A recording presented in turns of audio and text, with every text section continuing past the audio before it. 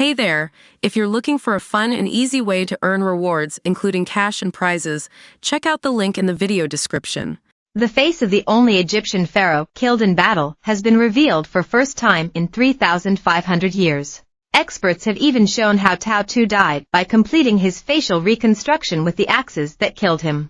Seqenenre Tao ruled in the 16th century BC, at a time when Egypt was partially occupied by the Hyksos people, and his reign was marked by conflict with the invaders. He's been called a freedom fighter who died trying to liberate Egypt, although it would be his heir who ultimately succeed in doing so, but his face was lost to history. Now, using his mummified remains, experts have reconstructed his appearance as it was when he was brutally cut down at roughly 40 years of age. Michael Habicht, an archaeologist at Flinders University in Australia, said his mummy was visibly different from those of other pharaohs. He said, "What draws attention to Seqenenre's mummy is the position of the arms and the appearance of the face. It is speculated that he died in battle and underwent the mummification process days after his death, or an ad hoc mummification near the battlefield.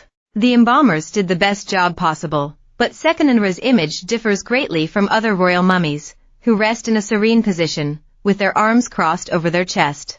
He, on the contrary, has very asymmetrical and irregular arms, his face is disfigured, and he appears to still be suffering from the blows that could have taken his life." Some researchers suggested a mummification during rigor mortis. Brazilian graphics expert Cicero Moraes, who recreated the face digitally, said the effort relied on more than 130 years of data stretching all the way back to 1889. This combination of measurements, CT images, and X-rays allowed them to virtually rebuild the pharaoh's skull prior to his fatal injuries.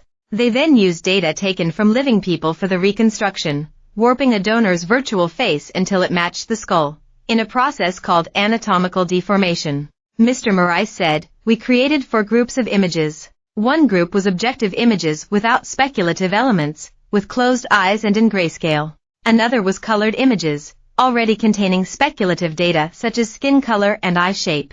Finally, 2 other groups illustrated the potential post-mortem appearance of the king, one with only the wounds, and the other with the probable weapons used." Dr. Habicht said it was the first facial reconstruction ever attempted for the pharaoh, but he acknowledged that there were some gaps in their knowledge. He said, "There is no consensus among researchers if Seqenenre was of Nubian Black African extraction or not.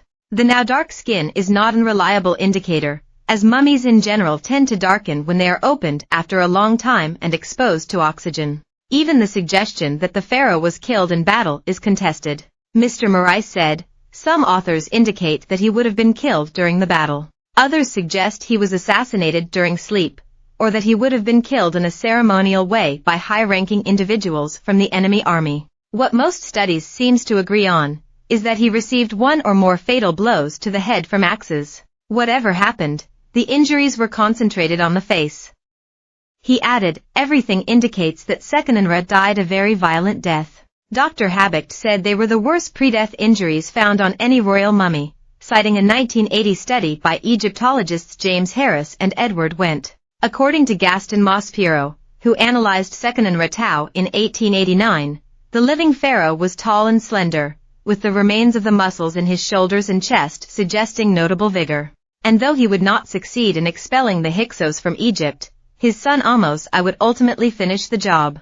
Dr. Habicht said, "His importance may lay in the fact that he may have started the liberation war. His importance is that of a freedom fighter." Mr. Moraes said the reconstruction represented a breakthrough. He said, "We were very honored to be able to reconstruct his face and show an approximation of what he might have looked like in life. This project is an achievement in the field of digital technology. It shows that it is possible for different research groups to collaborate over decades, in different countries, with different technologies." Dr.